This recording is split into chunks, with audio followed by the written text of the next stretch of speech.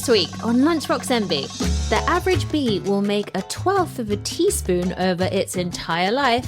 3,000-year-old jars of it have been found in Egyptian tombs, still fresh to eat. And it's been used to sterilise wounds, varnish wood, and embalm bodies. It's honey!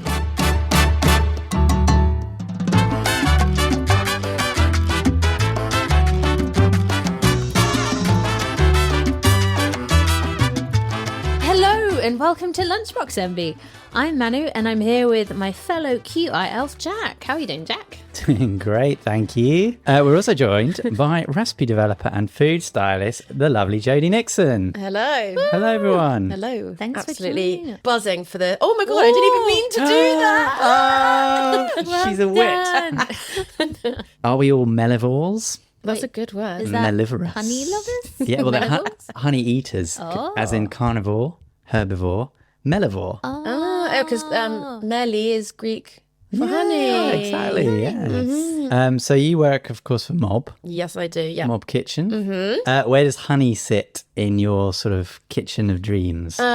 It's always in with tea and the coffee because it needs to be on hand when I need it. I always find there's always something that needs a little bit of honey. It's kind of like one of the daily essentials. I've got a thing for Greek honey when I'm in Greece. Really? Like I just love it. Why is it particularly different? I think because of obviously to do with the kind of plants that the bees are visiting.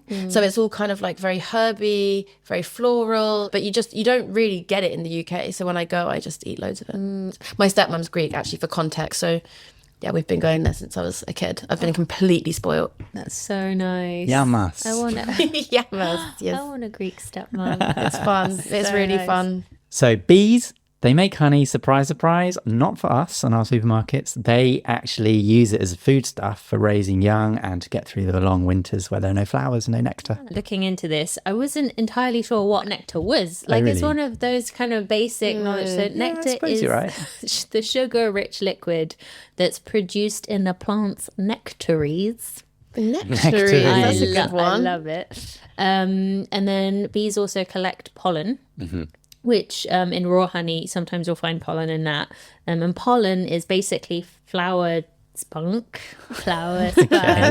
produced by the male parts. And the bees eat this as well because it's full of protein and fats and vitamins and minerals. So that's where they're getting all of their other nutrients. It's not just like sugar. So that's something I didn't realise is there are two products. I didn't really know which one the bees made honey out of. So they make honey out of the nectar and the pollen finds its way in. But they're looking for the pollen in order to eat it. So bee pollen they'll collect on their legs and they're like pollen saddlebags. And you can tell which flowers bees have been visiting by the types of pollen that stuck to their legs. Wow. So you can see them come back to the hive and they're like, oh, you've been to lavender. It's that's really, so it's nice. very wholesome.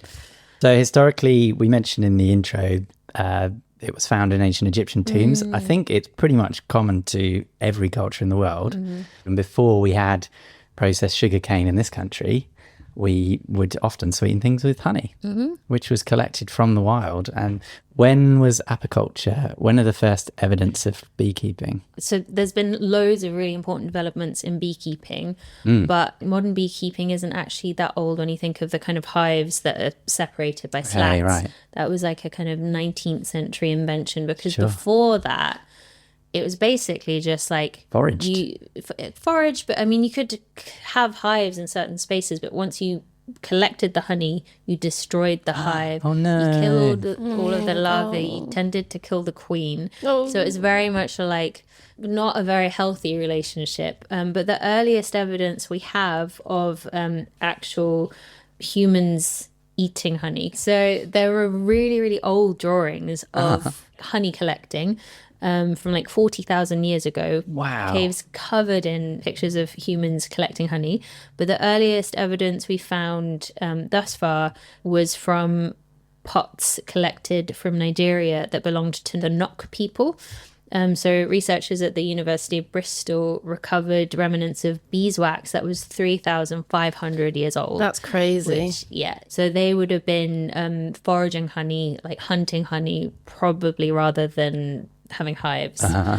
But what's really cool is they suggested some potential uses, which are used by hunter-gatherers and were historically used throughout the world for all different reasons. So one is for preserving food. So the Okiek hunter-gatherers in Kenya today, they still hunt game, and they can preserve the meats that they hunt for up to 3 years. Wow. By That's like putting it in honey very glazed. cool. Yeah, that's Honey very... glazed hunting. Yeah, because it's so dry, which we'll talk about. It's really good at preserving meats. Oh, wow. So it's really, really old. I guess as hunter-gatherers, I don't know who discovered it first, but you might well have witnessed sort of a large mammal in the bush sort of climbing a tree in order to, brave the stings and get some delicious honey.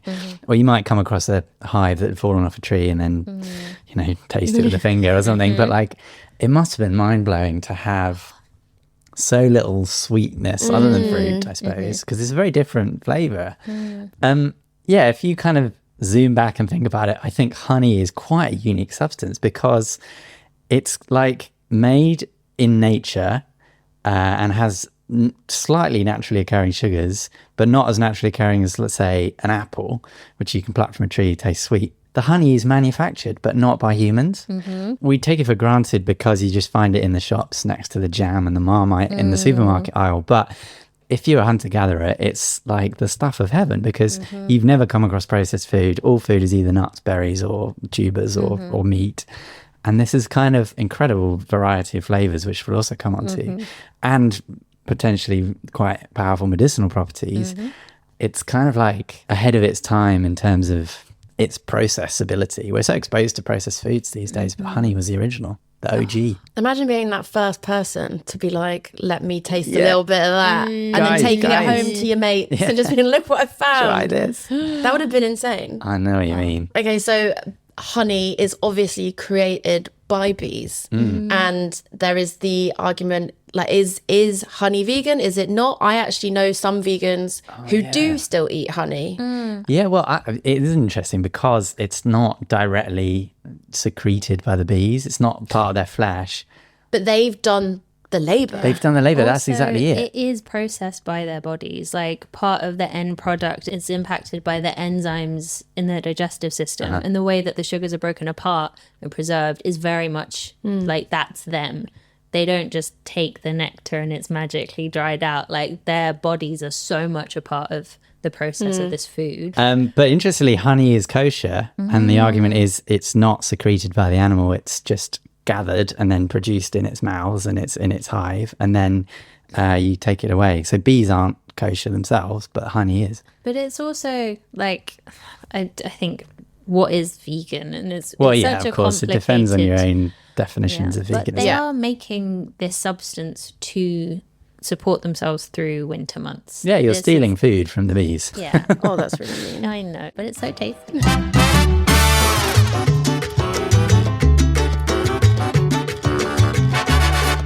It is time for our first lunchbox, and today that is mine. And I have brought in some honeycomb. Oh, look at that. I know. It looks like a little kind of like house or something. Do you know what I mean? Like it's got the pillars. Yeah. I mean, it literally is kind of part of Yeah, someone's yeah. house. So this is how bees make honey and how bees make their comb. We have, I think, a quite romantic idea of dripping honey and that color and all of these things. But like, there's a lot of shit going on inside a beehive. Like, have you seen bee larvae? They look like grubs, don't they? Blech, it's so gross. And that's what the comb is for. I mean, Oh, apart yeah. from storing honey, it's to raise young. So they'll have their little Babies. laying eggs inside all of these combs, and then they start as little worms, and then they start becoming bees. And it's like, oh, it's not. So that is mixed in with all of your delicious honey. Right. It's got 2 layers to it, and you can see the pillars running through. Is that where the larvae sit? So yeah, they develop in those holes. Wow. Because they're like perfectly bee shaped. Yeah, and they go quite deep as well. I wasn't expecting that. So, well, first of all, Jodie, thank you for styling this so beautifully. It's like It's easy when the perfect. food itself actually just looks so gorgeous. You just plonk it on a plate and it's stunning. But I'll take the credit. Don't tell everyone. So today, I'm literally going to talk about some birds and some bees. So first, we're going to start with some birds. Okay. Honey hunters. These are birds that live in sub-Saharan Africa, They are brood parasites, just like cuckoos. So they don't build their own nests. So they'll lay their eggs in the nests of other birds. Their chicks are similarly evil, will like beat the shit out of rival chicks. They're not a very... You've got a warped sense of morality. That's just nature. I'm like, that's not very nice. But one of the cool things is that they love taking humans to find honey. Okay. Like they've co-evolved with us. So what they'll do is they'll approach a human and make a special call that they wouldn't normally make. Okay. And then they can lead someone for kilometers to a hive. And the human breaks open the hive. So the birds get the wax and the larvae. Okay. The human gets the honey. Win-win. Amazing. Apart from the bees, who are completely destroyed by this process. The birds can digest the wax. We're still not 100% sure how, but they can. And there's stories of back in the day when European missionaries went to Mozambique, honey hunters, honey guides would fly into their houses and start eating all the candles. Oh no. And they'd be like, what is going on? And then they'd shoo them out. And then in shooing them out, they get led to honey. Amazing. So they discovered it in their own way. That's crazy. I know. And what's really cool is in 2013, a group of researchers from the University of Cape Town did a study on honey hunters, and they found that they have regional communication styles that are specific to the people that they're working with. Wow. So they followed the Hadza people in Tanzania and the Yao people in Mozambique, who both practice honey collection with these birds. Yeah. And they recorded the calls that these humans were making to these birds to call them and like take them to the honey. Oh, right. And then they went to the opposite place and played the wrong recording, and the birds were like, didn't come. No, they didn't come. Oh. So they've learned specific calls, and this is definitely evolved because, like I mentioned, these birds don't raise their own young. Yeah. So this is like deep knowledge that's in their bodies of this language with humans. I see. It's instinctive. It's not taught. Yeah, it's so cool. I didn't realize it was a two-way communication. If you're a Hadza and you're quite hungry and you're just like, I want some honey, you just do the special honey call and the bird will come. Yeah, wow, exactly. it's like Deliveroo. Yeah. So you have to go and get it, I suppose. Yeah. But I thought we could try some of the actual wax. Oh, yeah. Because I have not tried It's not toxic, though? No, okay, it's non-toxic, but I don't think if you ate loads, I don't think it would be very good for you. Okay. It looks like plastic, doesn't it? It is. It's kind of like, even when you're like forking it feels a bit wrong. Oh. So we're literally sticking our forks into a chunk of hexagonal comb and it's dripping with honey. But then once you've sucked all the honey off, you're left with a sort of light wax, isn't it? Yeah. It's quite strange after a while. It's a bit like chewing gum. At the start, it's really nice. And now I'm like, It doesn't taste of anything. That is quite an insane mouthfeel. I'm taking mine out. Yeah. I can't do it. It's so tasty though. I like that. That's like a very, it's nature's chewing gum.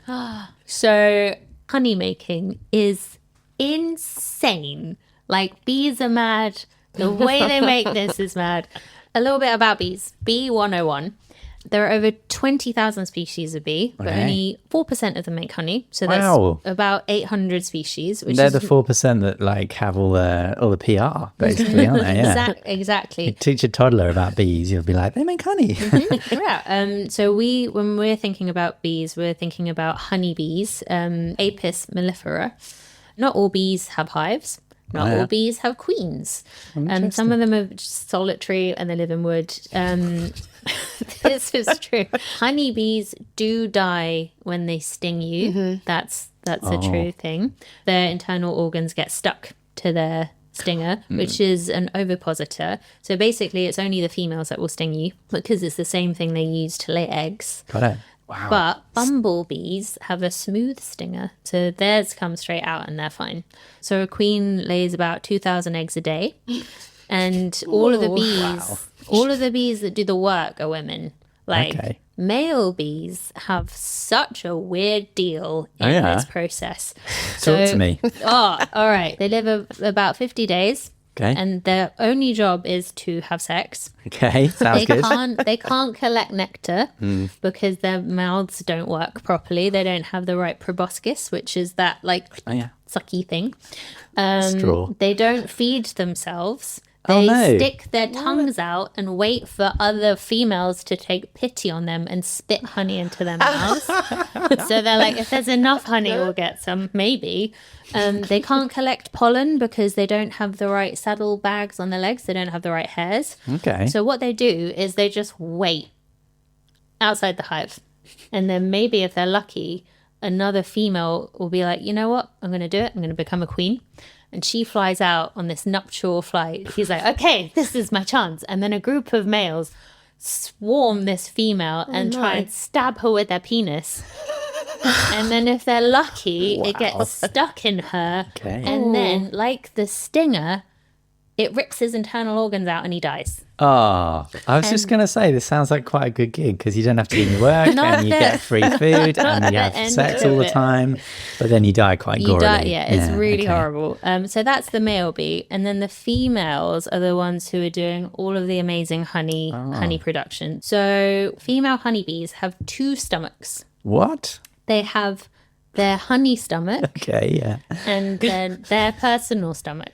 Well, it's like having, I always say you've got your normal stomach and the dessert stomach. It's the same Yes. thing. There's always room. Which is true. Like that is a proven Well, it's not thing. true that we have 2 stomachs. We have 2 appetites at least. 2 appetites, yeah. And it's like having separate bank accounts, one for all your like dodgy deals. Oh, wow. One So for many your- of those, yes. One for buying laundry. So there's 2 stomachs. When they go out on a flight, they'll collect nectar, and if they get hungry, they have a little valve where they can open a connection between the stomachs, cute. and they actually, I need a bit of that.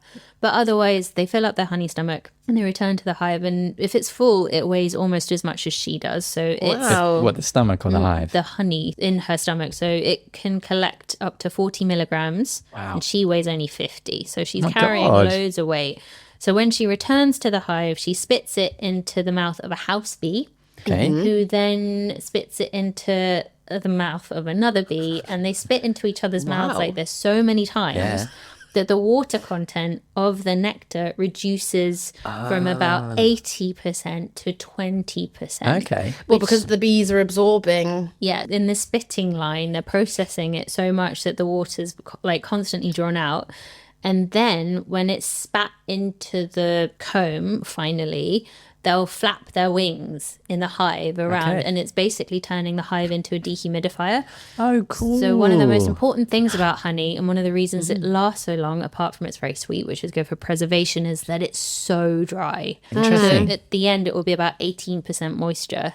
Wow. Which is why it lasts for thousands and thousands of years, Yeah. and why it has all of these antimicrobial and antiseptic properties, because bacteria hates dry environments. Yeah. Yeah. Well, you say dry because to look at it, you wouldn't think so. But that's There's just so little water content. That's Wow. exactly right. So yeah, it's when it's fully ripened, then they put a wax cap on the top of it Okay. to store it for winter. And it's only specific kind of females that can make the wax. So it's young females. They ooze liquid from their abdomens. Okay. And when it hits the air, it solidifies. And then they chew that up and mix it with their spit. And that's what wax is. Wow. This is It's actually quite mind blowing It's hearing all of this. insane. such an alien process, isn't it? I know. So you can see why, as hunter gatherers, we're like, how has this stuff arrived in our, It's mad. busy bees? Well, one of the really cool things is just on the shape of honeycombs, which are the famous hexagons that all kind of stack next to each other.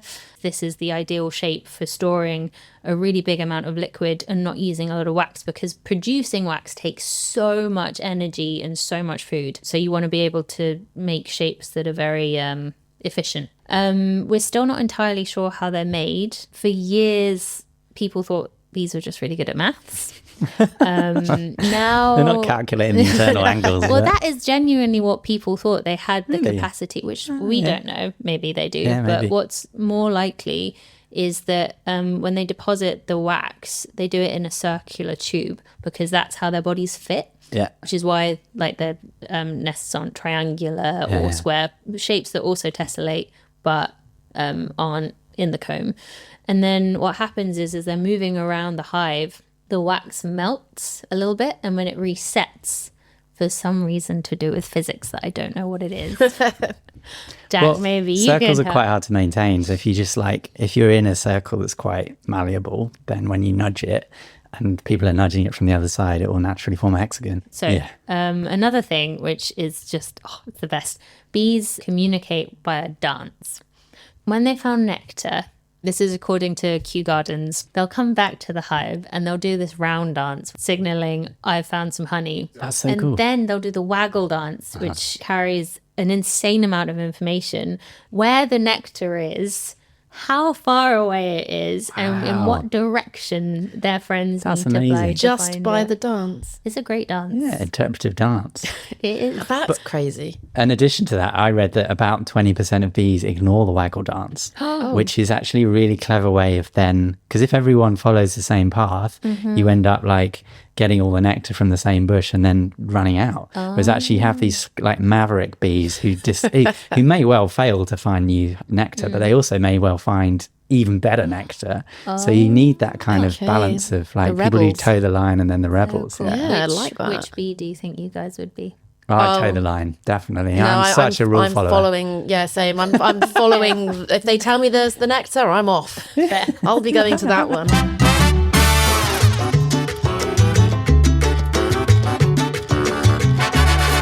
It is time for our second lunchbox, and today that is you, Jodie. Indeed, and I have brought with me some fried chicken with a hot honey drizzle all over the top. Because hot honey is very of the moment. Oh, yeah. Right now, there's over 100 million views of the hot honey hashtag on TikTok. No way. Because there's just been this like huge obsession with it. So when we refer to hot honey, is that temperature or capsaicin content, like chilies, basically? I would say it's to do with the chili content Yeah, okay, right. and how spicy it is. What is in hot honey? So it depends where you're buying it from or how you're making it and what your preferences are. So this one is just honey, with a little bit of vinegar just to cut through the sweetness. And then obviously there's like a hot sauce or a chili or something that you can bring the spice level in with.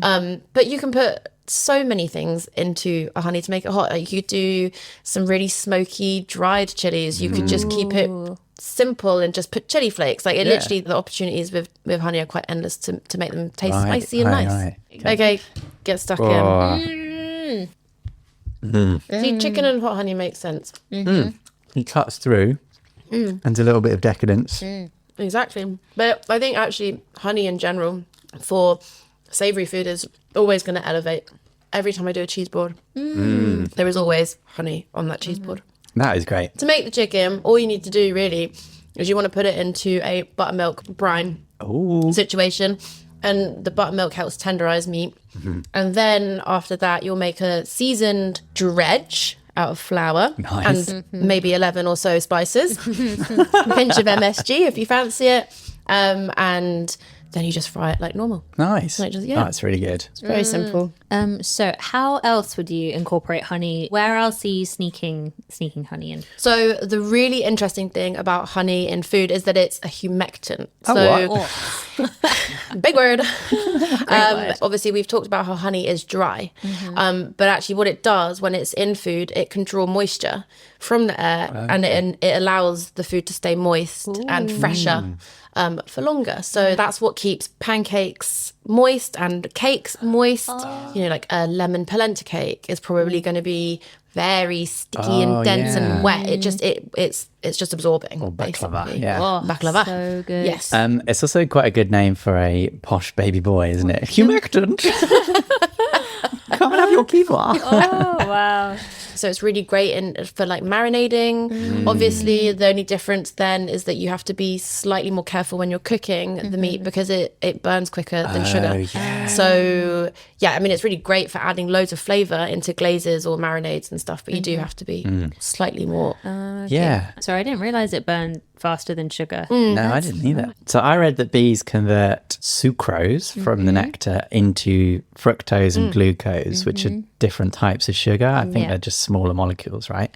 But what does that mean for taste? So honey is actually sweeter than sugar because it contains more fructose, which makes it about 25% sweeter. So if you're going to sub honey in for something else, Okay. then you have to reduce the amount of liquid in the recipe, but you also have to account for the fact that honey is 25% sweeter, so you can just sort of knock that bit off. You know, Honey maths. yeah, honey maths. Damn. Get those bees involved. They know how to measure They're such good hexagons. They don't know mathematicians. math. So is it also then a healthier option? Because you don't have to use as much of it. Well, actually, that's interesting. It depends what you deem as healthy, because actually per tablespoon, there's more calories in honey than there is in sugar. However, from another kind of like health perspective, it's low GI, which means it's got a low glycemic index. And this basically means that it raises your blood sugar a lot slower than sugar does. So I guess it's how do you define what health is? I mean, obviously it's full of antioxidants and anti-inflammatories and things like that. So there's, I mean, for me, I would say honey is healthier than refined sugars, but some people might disagree. A pretty good measure of expense, like a pot of organic, like farmer's market honey is going to be a lot more expensive than like For sure. caster sugar, which is often an indicator of how complex it is and how unprocessed it can be. Yeah. Do we want to talk a little bit about medicinal honey? Oh, Because yeah. that's another massive thing. Like we've been eating it for generations. We've also been smothering ourselves in it for generations. Speak for yourself. Just, What you know, do in your personal time is... It's a fun weekend. Is what I'm saying. Like we said, very, very low water content, so antimicrobial, but we've been using it to like cure wounds and heal burns and all of this stuff because it acts as a really good natural barrier to disease and infection. One of my favorite things is that there is kind of a little bit of bleach in honey, which is why, so it's hydrogen peroxide is one of the chemicals that's in the end product after the bees have done like all of their business making it. But it's in very, very low percentages. I was going to say, my immediate thought was like, obviously you can dye your hair with honey because that's like hydrogen peroxide is in the hair, but it's apparently the concentrations are so small. Oh, really? You need a lot of Have you honey. done the maths? Someone else did, thank you, because it's very complicated. The bees did it. You need a lot. But really cool, in Australia, there's another kind of medicinal honey that's used, but it's not made by bees. Oh. It's made by ants. Oh. I know. Have you guys seen footage of David Attenborough eating an ant? No. No, but It's disgusting, but it's very funny. He's eating the honeypot ant, and a specific kind of honeypot ant that basically acts like a comb for the colony. So other ants will go out, collect nectar, bring it back, and then spit it into the mouths of this ant. And this ant doesn't move very much. It's called a replete. That's the type of ant it is. And it just grows and grows and grows and grows. Oh my God. And fills with this ant honey. And then that's what David Attenborough's like. Oh, so he ate the big fat juicy one. He did. And So, it dribbles down his mouth. Oh. It's disgusting. To anthropomorphize, that's like feeding the same person all of your honey until they get like enormous, like as big as a room, and then just coming home and being like, oh, I'm a bit peckish, I'm just going to lick Dave and like get some of That his is sweat. exactly Oh, right. wow. It's like their storage unit is Dave, which is great. So in 2023, scientists did an analysis of the medicinal properties of this ant because Indigenous Australians have been using ant honey in medicines for a really long time.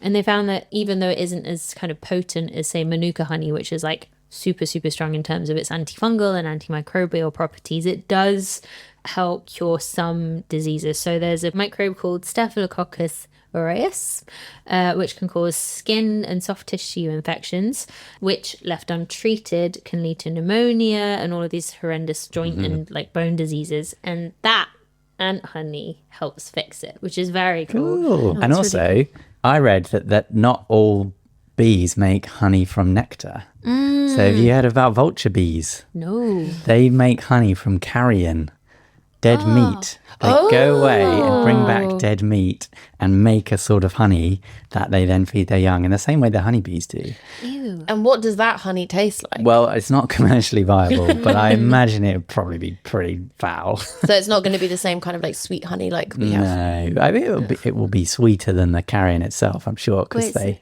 so are they taking sugar from the meat? they take the meat itself. But I feel like that's then maybe sort of not going to be dissolve that bad. I don't know. If you think about like bacon and honey, I don't know. I'm just we've thinking already- specifically like. We've already Yeah. like I don't know, added honey to meat, so you know Maybe it's not that freaky. flavor combos are right I there. feel like you're giving I would try it vibes Yeah. to carry on. Do you know what? I actually would. Fez? Yeah, me too. Actually, Yeah. why not? No, not Okay, for not for you. I think it's the idea of like the dead rotten aspect. Imagine if we lived in a world with carnivorous bees that could like actually eat your flesh. I mean, they also make honey out of aphid poo. Yes, That's a famous I read one. about that. So aphids will secrete the sugary liquid. It's called honeydew, is it? Yes. Yeah. And if there's not enough nectar around from flowers, bees will go to the aphid butts and they'll like that up instead. This is so disgusting. This It's episode. great. But it could be dangerous for the bees because the plants that the aphids are eating usually release toxins to try and deter the Oh, aphids. So no. they might be getting some of the like toxins from that. Speaking of disgusting and honey, you know the things you serve honey with? They're so unique. They're like no They're other. like Twizzly job. The Twizzly job, yeah. yeah. They're called honey dippers. They're like a wooden stick with sort of concentric grooves. And it's to do with how viscous honey is. If you use a spoon, it all kind of comes off in one glob. And anyway, the other term for honey dippers is it's a slang term for people who empty toilets. But particularly in the 1920s when there would like vast swathes of people, they didn't have automated sewage systems and they would come and collect your sewage and drive it to a part of the world that nobody minded about. So yeah, I'm just picturing like housemaids in the 1920s being like, darling, I've got the honey dippers in. Also, just on the note of it coming off of that honey dipper, Yeah. there's a tip for anyone that's getting honey out of something. If you put your spoon into some hot water and then get your honey out, it's going to slide straight off. Wow. Rather than you having to like get your finger into it. That's, I mean, it's just a Hot spoon. yeah, hot spoon. Cool. I like it. Honey does seem to be quite unique insofar as if you seal it properly, it can last theoretically forever. As we mentioned in the intro, archaeologists opened up some, 2,000-3,000-year-old honey, and it was still 3,000. edible. I love how they kept talking about you could eat it, Really? but they never admitted to eating Hypothetically. it. They wanted to. I think they advised against eating it, obviously, but I'm 900% sure behind the scenes they were, because like we always say on the show, archaeologists Yeah. eat the craziest stuff, and they definitely ate that. I Did think. you see there was a Kickstarter, I can't remember how long ago, maybe 10, 15 years ago, where some archaeologists had opened up a mummy's tomb and it was like swimming in some brown liquid. And there was a Kickstarter, or maybe it was a petition online where they were like, they got hundreds of thousands of votes to drink the pharaoh juice because they thought it's got to have magical properties. We've seen the mummy. Would you try that? I wouldn't try tomb juice, but I would dabble in a bit of the 3,000-year-old honey. Yeah. Did you know the pharaoh Pepi II, an ancient Egyptian pharaoh, he used to cover a slave in honey and then make him stand at the other side of the room to attract all the flies. Literally like a honey trap. Wow. Imagine that being your job, just like the honey boy. What do you do? That's really cool. What do you do?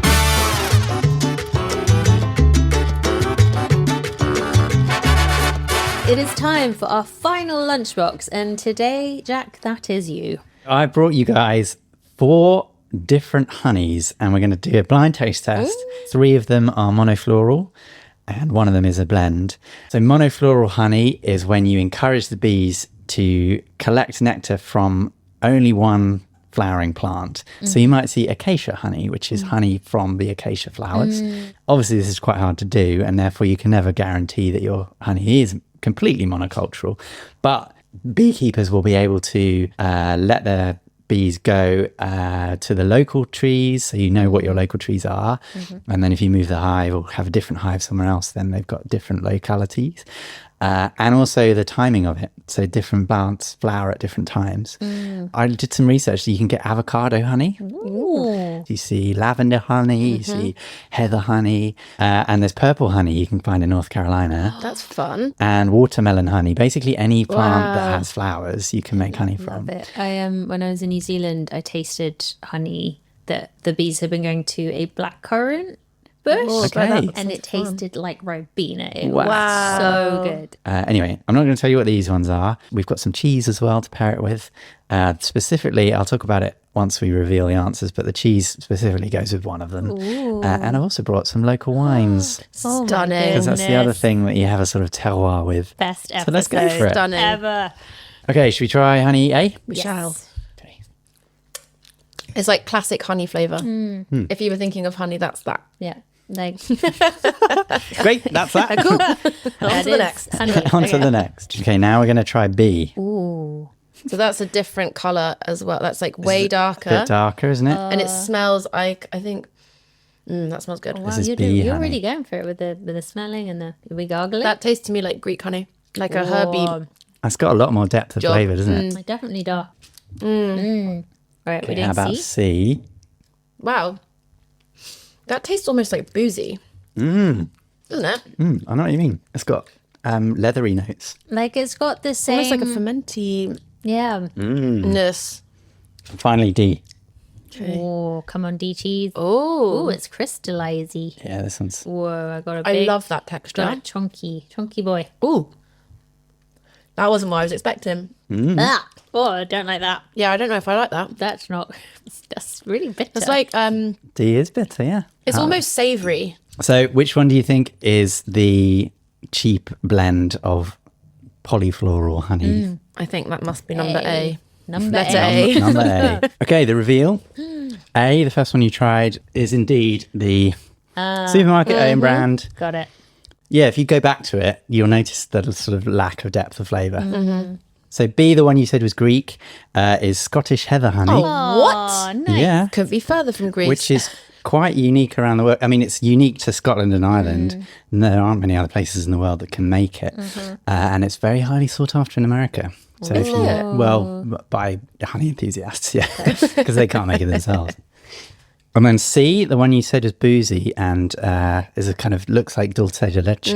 That's the Zambian forest honey. Ah, okay. Which, So good. yeah, and so that leaves the arbutus honey as the final one. The weird Is tasting arbutus? bitter honey, known in Sardinia as corbezzolo. Corbezzolo honey, and that's the corbezzolo is the name of the tree, and it's native to the Mediterranean, and it's reached as far as Ireland, and I think I've seen one in London.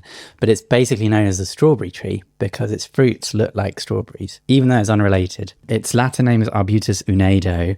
That's because Pliny the Elder called it unedo, which is una edo, meaning only one, because it was such a bitter fruit that he only wanted to. He was like, only one. Fair. And Cicero discusses it when he's referring to Sardinia in a court case. He's like trashing the Sardinians, and he's like, even the honey's bitter. I mean, he's not wrong. So it's got a long history. It flowers in autumn after all other flowers have basically died off. And often the bees can't really be bothered to go out because it's so cold and wet.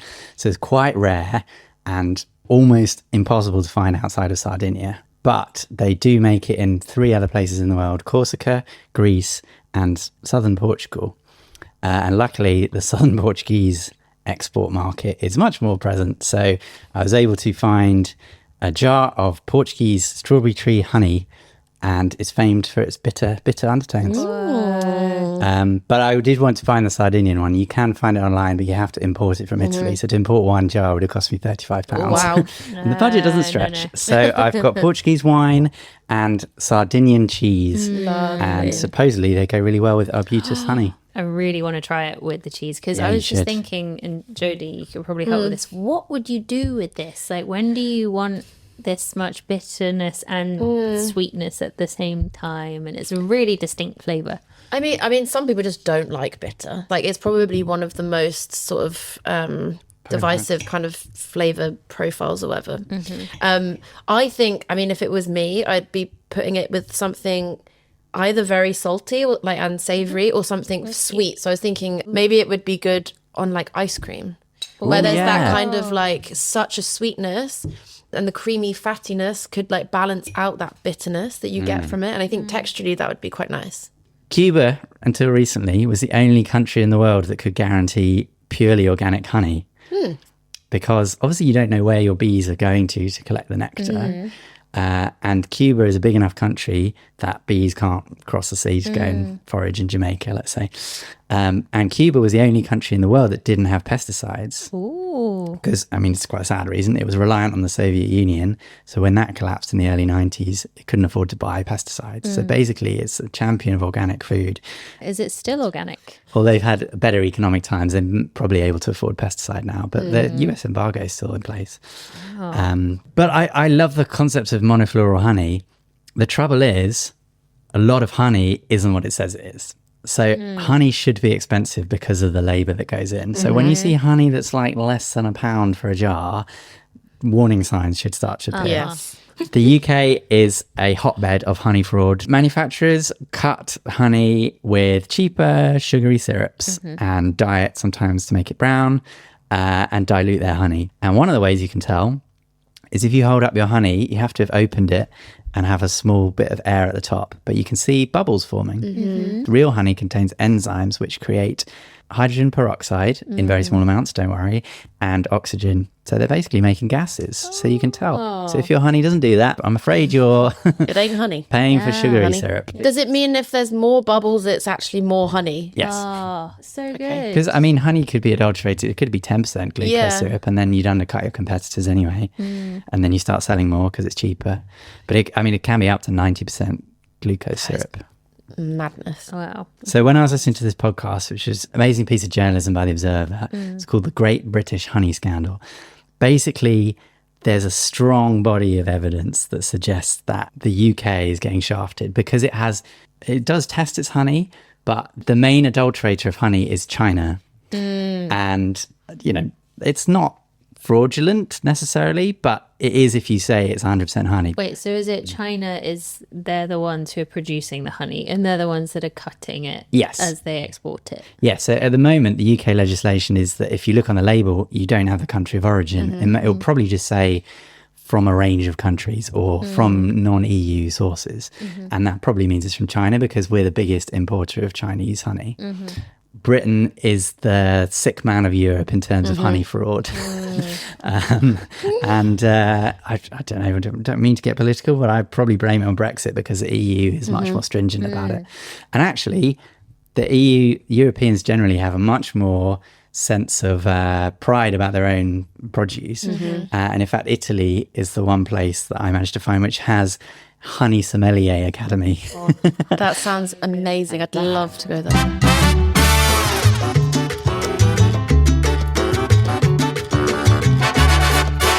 So that is it for this week's edition of Lunchbox Envy. You can follow our socials for foodie facts and podcast updates. We are on X, Facebook, Instagram, and TikTok at Lunchbox Envy Pod. Yes, and you can also get in touch and send us your facts, recipes, questions by emailing us lunchbox@qi.com.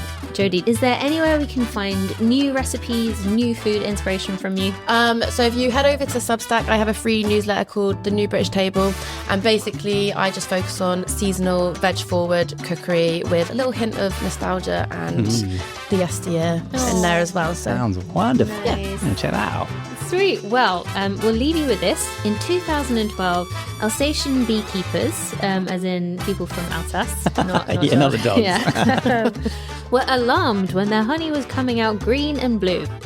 It turns out that the bees had been visiting a local M&M's factory and feeding off the dyed sugary residue. Aww. M&M's quickly started keeping their dyed waste indoors. Amazing. We'll see you next week. Goodbye. Bye-bye. bye. Lunchbox Envy was hosted by Jack Chambers, Jodie Nixon, and me, Manu Onryu. It was produced by Alex Bell. This has been a quite interesting podcast.